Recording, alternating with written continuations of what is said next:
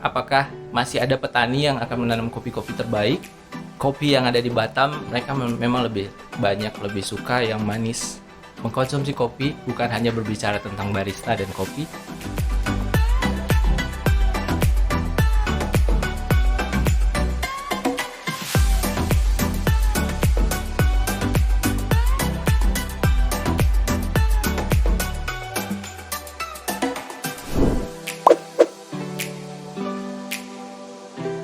Jumpa lagi di Suara Batam Podcast.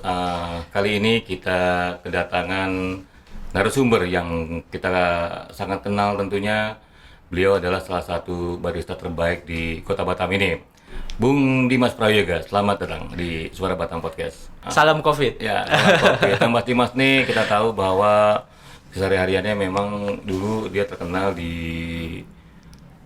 Provinsi Bali ya, di provinsi wisata terbesar di Indonesia waktu dia. Oh iya, betul, bahkan bukan kelas Indonesia lagi tapi kelas dunia gitu ya. Sempat membuat bisnis di dan sana, pernah Pak. berkecimpung di sana gitu ya. Betul, Pak. Nah mungkin nanti hari ini kita bincang-bincang berkenaan dengan profesi yang Mas Dimas punya gitu kan, bahwa kita tahu Mas Dimas punya keahlian meracik kopi gitu kan, sehingga kopi itu menjadi enak dan menarik dan disukai oleh konsumen. Mungkin sebelum kita bicara masalah kopi ataupun barista, mungkin Bung Dimas bisa bicara kepada kita nih, kepada kita semua terkait pengalaman-pengalaman yang telah Mas Dimas perbuat baik di Batam sendiri dan di Bali.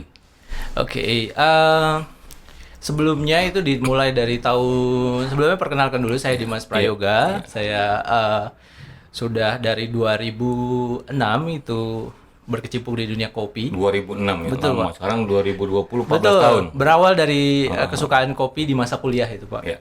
Nah, di masa kuliah itu saya mencoba untuk meracik kopi. Waktu itu belum tren dengan mesin, Pak. Ya. Jadi masih tren menggunakan manual semua. Jadi buat steamernya itu masih manual, semua masih manual. Itu kita start di 2006, membuka sebuah kafe kecil di kota kecil di Pekanbaru, Pak. Waktu itu. Iya, kemudian kita kembangkan, sempat beralih profesi, waktu itu tidak barista, baru start lagi membuka satu coffee shop di Bali, tepatnya di Siminya, Jalan Nakula. Nah, di sana kita start untuk membuat kopi dengan mesin. Nah, di sana baru saya belajar tentang mesin. Nah, Mulai dari saya potong dulu terkait kopi gitu ya. Betul. Bahwa tadi Mas Dimas sampaikan sempat membuka kafe kopi di Bali. Kita Betul, Pak. tahu wisatawan asing itu sebenarnya kalau di Bali kan sukanya hammer, minuman keras, vodka. Kira-kira di sana masyarakat luar sana gitu ya, kita bilang masyarakat bule sana gitu ya, Iya. yang mungkin berwisatawan ke Bali itu suka kopi dia. Begini, Pak. Jadi sebenarnya salah persepsi bahwa bule itu identik dengan minuman keras dan segala macam. Bahkan orang bule sendiri itu punya tradisi yang tidak bisa disingkirkan dari kopi, Pak. Jadi mereka melakukan tradisi itu dari zaman dulu, itu mulai dari jam 6 pagi sampai dengan jam 11 itu adalah coffee time. Wajib ya? Wajib, meskipun malamnya habis dari drink apa gitu, habis nongkrong di mana, tapi tetap setiap pagi mereka konsumsi kopi. Oh, pokoknya Jadi kalau- ataupun mereka mau melaksanakan olahraga khusus, mereka akan minum kopi. Artinya bule saya sudah membagi dirinya sendiri kalau di wilayah pagi itu udah pasti Jadi coffee morning gitu ya. Iya, Nah, bule ini kayaknya lebih teratur, Pak. Jadi pagi ngopi sambil sarapan. malam mengdrak. Ya, enggak, Pak. Enggak tahu kalau soal itu. Oh, Ya. jadi artinya memang sudah polisi seperti itu gitu ya. Betul, Pak. Jadi Berarti artinya bule sendiri kalau malam jarang ngopi Mas itu. kalau malam jarang sekali, Pak. Makanya coffee shop yang ada di Bali itu rata-rata opennya dari pagi sampai dengan jam 5 sore saja. Nah, biasanya di atas jam 12 siang itu sudah berganti minumannya ke yang dingin. Oh, begitu. Seperti frappuccino yang seperti itu, Pak. Dan biasanya mereka kalau terlambat untuk sarapan, mereka mengkonsumsi brunch itu kayak smoothies dan segala macam, tetap temennya adalah kopi. Nah, Ya, kita mau tanya lagi terkait misalnya dia kan mencoba rasa kopi Indonesia gitu. Betul. Tentu dia akan membandingkan kopi-kopi di negaranya masing-masing. Betul, Pak. Apa komentar mereka? Sebenarnya kalau tamu-tamu luar itu memang sangat senang sekali dengan kopi-kopi kita, Dengan Pak. kopi kita. Apalagi single origin yang Single kita origin, ya. ada di setiap dari provinsi yang kita punya. Di coffee shop saya waktu itu ada semua kopi yang kita suguhkan.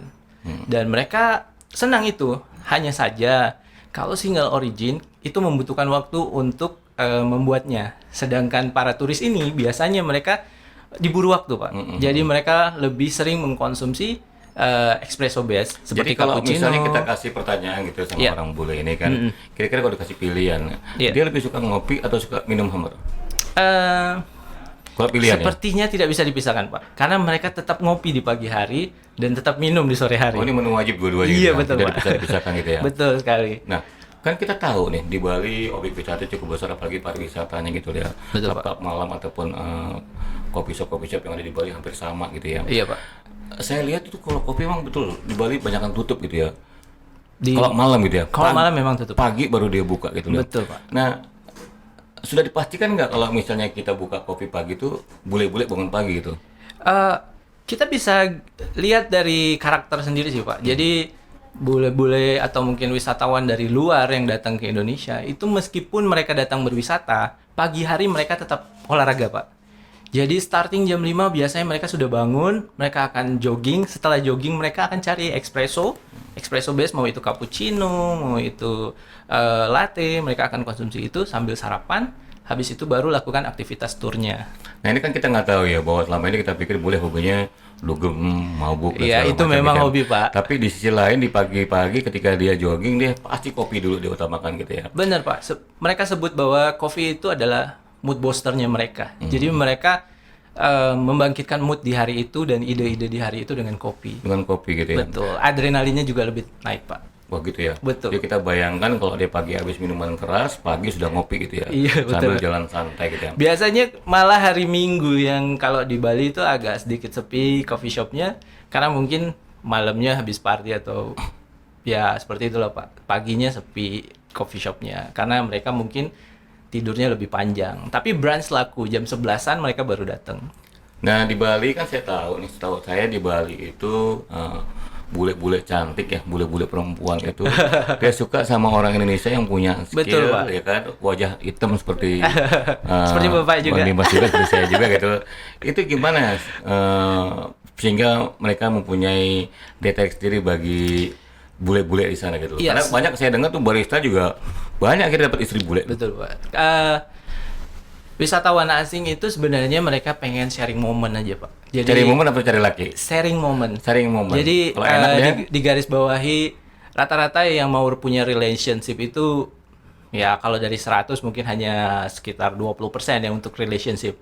Tapi mereka cari teman dan sharing moment. Jadi kalau Kenyamanan. misalnya mereka datang butuh teman untuk jalan yang Nyambung. bisa komunikasi kemana saja, oke, tapi itu sharing moment. nyambung ya. Jadi ya. ya jalan untuk sekedar teman saja gitu. Jadi kalau untuk relationship ya itu mungkin agak susah. Tapi Pak. sampai ada nggak sampai yang rumah tangga? Oh ada, Pak, banyak sekali yang Banyak sampai ya? berumah tangga. Teman-teman saya juga banyak yang berumah tangga, tapi tetap mereka akan pulang ke negaranya Dulu dan tetap- pasti akan long distance Dulu relationship. pengalaman di sana diganggu bule juga. Prinsipnya ya seperti ini sih, Pak. Kalau turis internasional itu dia lebih welcome sama siapa saja. Sama siapa saja. Asal kita memulai itu pasti akan panjang. Akhirnya alhamdulillah boleh dapat orang Tiongkok ya. Ya, Iya, Pak. kita tahu memang Bung Dimas ini ya waktu saya ke Bali, saya pernah mencoba buatan kopinya. Bahwa saya nggak nyangka beliau selain pengusaha juga seorang barista. Mungkin bisa jelaskan kepada kita semua, kepada pemirsa juga bahwa Iya. apa itu profesi barista itu? Profesi barista sebenarnya profesi yang baru ngetop di tahun 2015, 2014 sampai 2014 15 naik ke atas.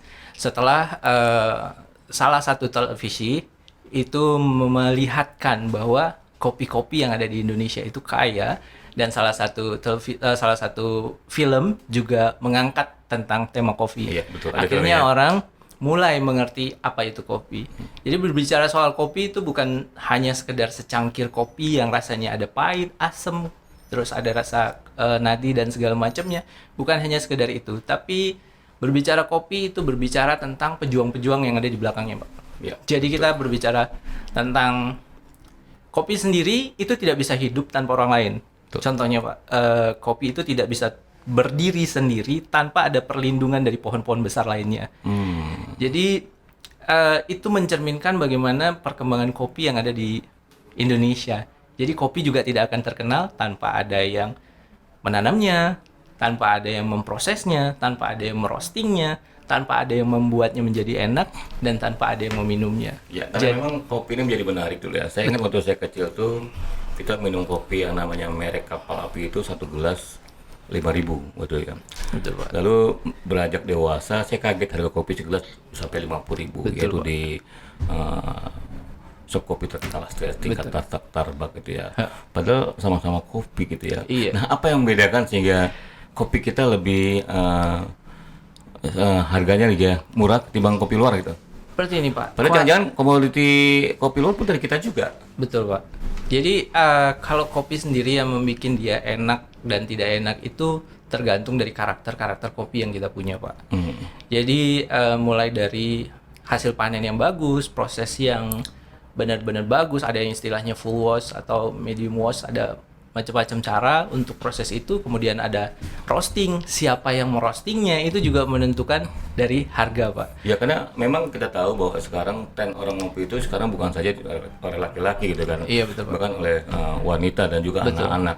Bayangkan sekarang kita kalau nggak ke mall, nggak enak kalau kita nggak ngopi gitu. Betul, Nah, Pak. ini kan untuk membangkitkan fenomena orang suka kopi kan dulu kan jarang langka Betul, gitu, Pak. sehingga kopi tanda kutip itu sekarang udah disukai oleh semua kalangan gitu ya. Iya. Nah kira-kira ke depan untuk kopi sendiri nih masih nggak disukai oleh semua elemen masyarakat? Kalau saya merasa sih, Pak, kopi ini akan terus berkembang. Masih ya. Masih akan terus berkembang, tergantung bagaimana di hulu dan hilirnya. Jadi tergantung bagaimana petaninya masih giat nggak untuk menanam kopi. Karena Bapak tahu sendiri lahan-lahan sudah banyak digerus, lahan-lahan sudah banyak diganti dengan bangunan-bangunan. Apakah masih ada petani yang akan menanam kopi-kopi terbaik? Tergantung di sana, Pak. Karena kita sebagai barista, sehebat apapun kita membuat kopi itu, tanpa biji kopi terbaik, kopi itu rasanya biasa saja, Pak. Jadi memang yang paling penting adalah kualitas kopi itu tersendiri. Dari pegunungan mana, dari ketinggian berapa. Kalau saya personal memang suka Arabica ya, Pak, karena karakternya lebih kaya dibanding dengan Robusta. Yang disukai masyarakat Indonesia Arabica atau Arabica? Tergantung daerah, Pak. Tergantung daerahnya.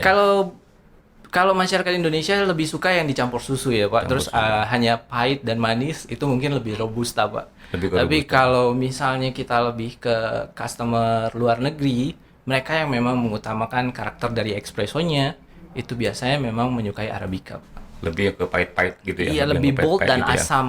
Jadi ada Australia suka asam, kalau Italia suka agak coklat, beda-beda. Nah, kemarin emang waktu saya di Bali, saya keliling-keliling pagi di Teco Coffee Shop. Saya lihat emang banyak bule daripada orang Indonesia. Betul, gitu Pak. ya. Betul. Namun karena COVID ini, Iya, COVID betul. akhirnya Sampai sekarang. semua tutup sampai dari Sampai bulan sekarang Maret tutup sampai semua. dengan hari ini gitu ya. Nah, akhirnya Bung Dimas sampai juga ke Hijrah Batam. Hijrah ke Batam. Hijrah ke sekarang. Batam dan bergabung di Dan Luhung Omah bergabung Kopi di sekarang. Luhung Omah Kopi, di Betul. mana Luhung Omah Kopi menjanjikan berbagai macam kopi Betul. seluruh Indonesia gitu kan. Iya. Nah, Bung Dimas selaku mungkin barista di Luhung Omah Kopi ini ya kan tentu mempunyai racikan-racikan tersendiri sehingga memang membuat kopi menjadi lebih enak dan menarik gitu lah. Nah, Betul. kira-kira nih pasar kopi di Batam ini sama nggak dengan yang di Bali? Sedikit berbeda, Pak. Jadi karakter kopi yang ada di Batam, mereka memang lebih suka yang manis Lebih suka dan yang manis. dicampur dengan susu. Jadi orang Batam suka yang manis ya, Iya. plus susu biasanya. Plus susu biasanya, Pak. Jadi itu adalah karakter kopi yang mungkin lebih cocok digunakan Robusta ya. Tapi tidak ada salahnya buat kita para barista dan juga para pencinta